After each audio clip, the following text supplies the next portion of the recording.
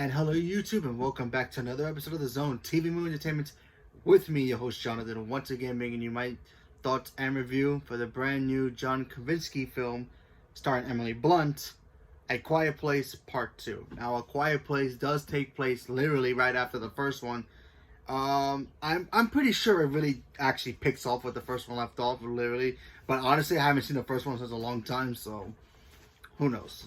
You know, they really don't specify the time frame between the first one and the second one, but you know, you do understand it here. We have everybody who's back from the first one, obviously except John Krasinski. He is in the movie, but he's only in the I guess the flashbacks, as we want to call it.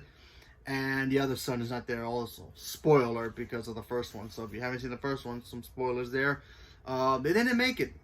Quite sad, but oh well.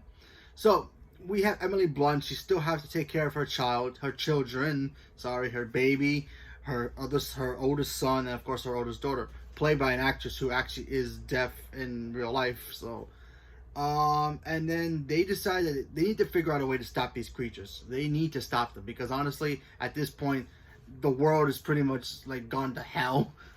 And with these creatures around, they can't, you know, they can't speak. They can't use sign language, even though they were using sign language before, because the daughter is deaf in the fictional world too. But still, they need to figure out a way to stop these things, or try to figure out a way to survive even more, or find some type of weakness that they might have, to maybe so they have a better chance of surviving. And in this movie, you get to see the daughter. I forget the actress's name, and I apologize. And I also forget the character she plays. Anyway, she ends up figuring out a way to, you know, stop these creatures.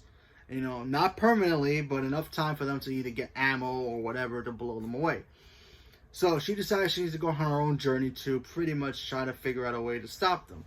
And if you've seen the trailers, they end up meeting a man who ends up finding out that this man is tied to their family. I'm not going to explain how, but when you watch the flashbacks, you'll see this character and who is he and what's his purpose for the film.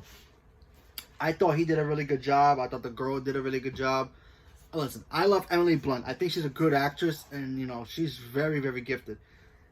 I feel like she was underused in this movie. It's just a little bit. There were some moments on here I'm like, well, why did she have to do this? I get what she has to do because she's got to, you know, to help her infant child. I get that, but there are some times I kind of wanted just to watch the daughter and the other guy do their own thing, because it was more entertaining to me than what Emily Blunt and her other son were doing, because they were just watching a baby. You know, watching a baby and trying to keep the baby quiet, it's very difficult. But you know, not exactly like, okay, you know, the creatures can kill them at any time, but obviously the suspense builds up to make, you know, not possible, or maybe it is possible, but you know, when you watch it, it's like, okay, who knows. But all the stuff with the daughter and the other guy, you know, it felt like two different movies at once. So you have the daughter and the guy who was helping them out.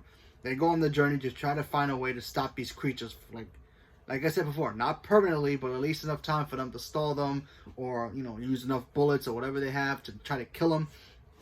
And they're on that journey while Emily Blunt is trying to survive with her sons, you know, in like a little hideout that they have. And you know, that stuff was okay.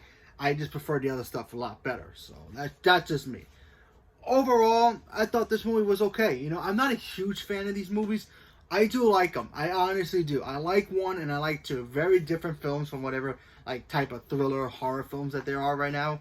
You know, I thought The Purge was just its own, you know, like, oh wow, that's a clever thing. But when you're making a movie with creatures that can hear sound, and you have to literally be quiet or do sign language or something to communicate, that was smart on Krasinski's part too, and I thought that really worked. And it does work here too, and it still does. There were some moments that was like really, really creepy, and you get some a little bit of jump scares here too. But you know, I thought the film was just fun. I had fun with it. I'm not a big fan of these movies, but I'm not saying that this is a horrible movie. I'm just saying, you know, as a horror fan or a thriller fan, you know, this is not my favorite film. You know, it's not maybe in my top 15, 20, but you know, not like, oh my god, I love these movies so much. It's like the best horror movies / thriller movies you're ever gonna see. No, I'm not that. I'm just saying, if you like it, that's awesome. But for me, it was just a fun film. But you know, that's the subject of films. You know, some people can like it more than others, and other people can like it more than others. So yeah. So leave a comment below. Let me know what you guys thought about A Quiet Place 2. Did you guys enjoy this film? Are you guys planning on seeing it? Are you gonna? I believe it's coming to Paramount pretty soon. Paramount Plus, if you guys have that pretty soon. So if you're not comfortable going back to the theaters, you can wait. I think it's like 40, 50 days or whatever it is, or a month or two before it goes to streaming.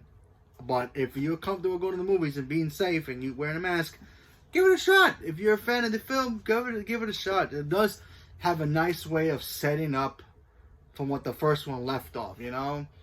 If I had one negative about this film, besides the fact that Emily Blunt, I kind of wish she was in the movie a little bit more, because, you know, she takes a little backseat, and, you know, her characters was just, you know, it was, you know, her story in this film was just to protect the baby, excuse me, and I get that, but, also, I kind of wish we got more of the flashbacks, excuse me, there's you know, there's not enough flashbacks in here, but, kind of wish we had more. Maybe it helps sets up a prequel of how these creatures came to be. But, you know, we did get a little glimpse of it here in this movie. I don't know. I'm not going to say how, but when you watch it, you know what I'm talking about. So, leave me a comment below. Let me know what you guys thought about it. Stay tuned for more. And thank you very much and have a good day.